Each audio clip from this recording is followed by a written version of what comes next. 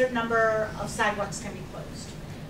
They have to be protected. I mean, and I'm just giving out examples, whether there is, you know, those kind of like protected structures above the sidewalk, so there's no danger to pedestrians.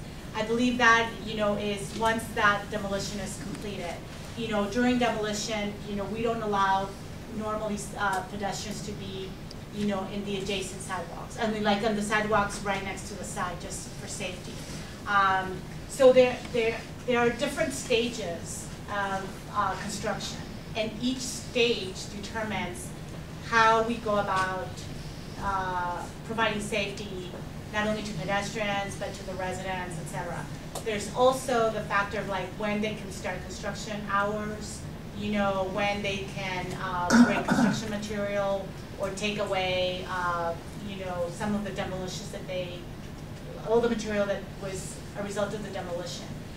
And for all these stages, there's two different, I would say, groups of people reviewing it. One of them is in the permitting office, and the other one is also in our construction, if you want to call it, infrastructure department. They review if, you know, for what stage is necessary, and then they tell the applicant, this is what you have to do for that stage, and that's it. You cannot, you know, they have to comply. There's no flexibility. If the applicant does not comply with that, then they come and shut it down. And we have had that, and I don't know if maybe some of you have heard of 14th and U. You know, they have been shut down a couple of times. That's the closest example, but we have examples of that in several parts of the city. As a civil engineer, do you have an, I want to stop you. I want to move us along you, because we haven't even started. I'm sorry, this is a follow-up. Just I'm sorry, no, I'm going to. I'm sorry. Mr. Simpson. Two questions.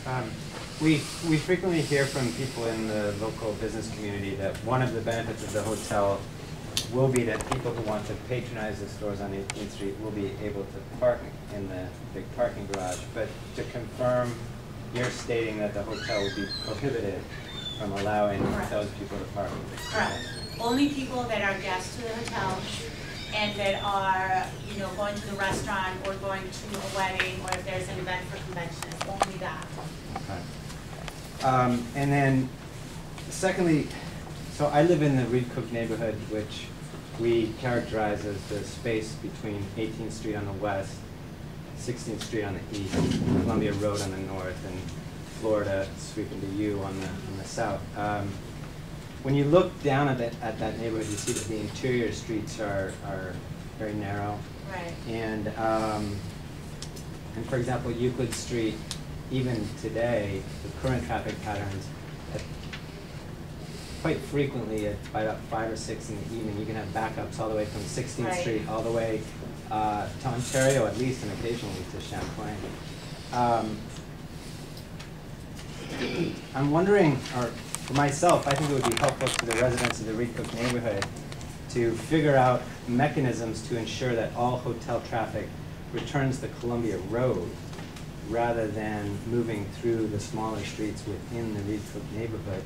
I'd be interested in hearing your reaction to that conceptually.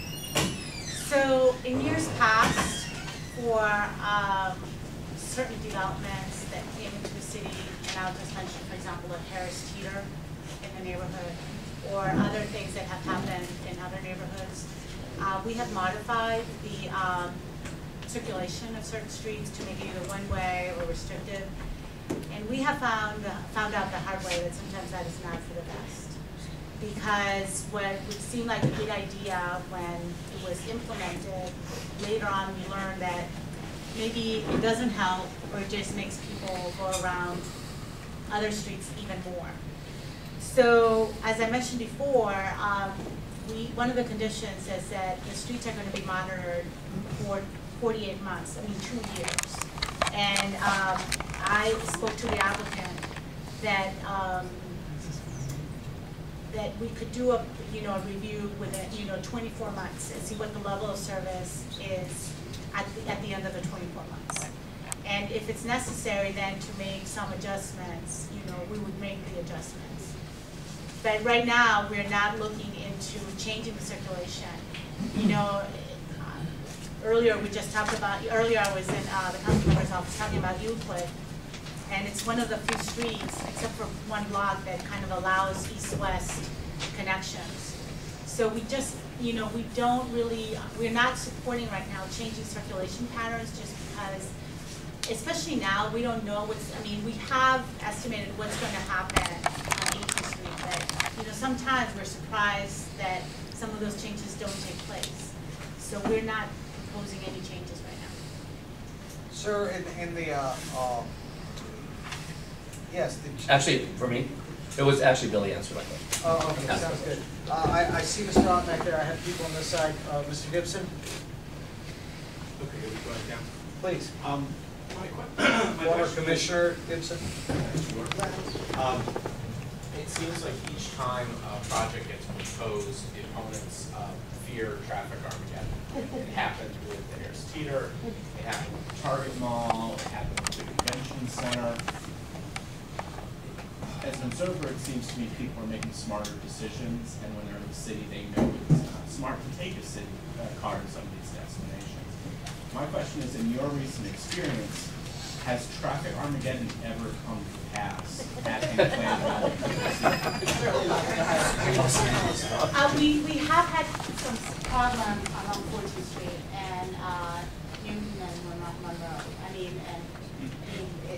we did have, and we still are struggling with some of the signal timing issues. You know, like I said, we're never sure. You know, we requested that humongous parking lot because we thought all these people would come, and you know, you'll all know that only half of it is used. So, you know, we do have problems, but you know, and we still are receiving emails, and we are still trying to sometimes work out the kinks. So it's not perfect. But, you know, we have had some problems. But for an issue of that scope, if signal timings are your only issue, is that, would you describe that as an engineer as the sort of traffic Armageddon some folks? Well, it does create problems because 14th Street is a major, you know, through street. And so, and we did some major changes there. So, and especially like if we are concerned about what happens, for example, like to transit. You know, for people riding the buses, I mean, we want them to be able to continue to use the buses because it's better than to use cars, right? So we want the street to work. I mean, I'm just mentioning this example to work efficiently. So if our, you know, if we have issues that it causes problems, I'm not going to say it's Armageddon, but you know, we did have significant problems there. Fine. We have had, I hope, certain expectations from the applicant. Has the applicant cooperated and given you everything that you've asked for? Are there still things you need? 80%. We are still waiting for some things, and I know that Office of Planning has had some questions from them, so that at least the majority of the requests that we have made have been met. Let me recognize Mr. Otten, and then let me go to Ms. Barton. Okay, thank you. Ms. Fagan, thanks for being here tonight. And this is nothing personal to you, but I have to express my disappointment that in just planning in this, say, 21st century, you know, we're just really getting around to discussing traffic issues. The Harris Teeter plan, there was a lot of meetings around traffic issues with that. There was a lot of consensus built through that process. We're just hearing tonight at the midnight hour that the ANC, who's been meeting on this consistently, they could have passed a motion months ago asking for a third-party review. And I'm sure you could have asked for it. If you asked for it for a giant project, for a grocery store, a 10-story hotel should have been assumed as a PUD in the middle of this neighborhood. So I am disappointed with that. And I'm also hearing that this third-party analysis may not even be able to be worked well because it's the summer. It's just a really big missed opportunity. So I'm disappointed about that. But I want to understand, did the applicant come to your office for their report to get current quantitative counts as a benchmark before determining the increase in traffic for this hotel? They come to our office. Yeah, to get the benchmark level, what's happening right now in terms of We quantitative? have counts for some of the streets that are included on the transportation study. For example,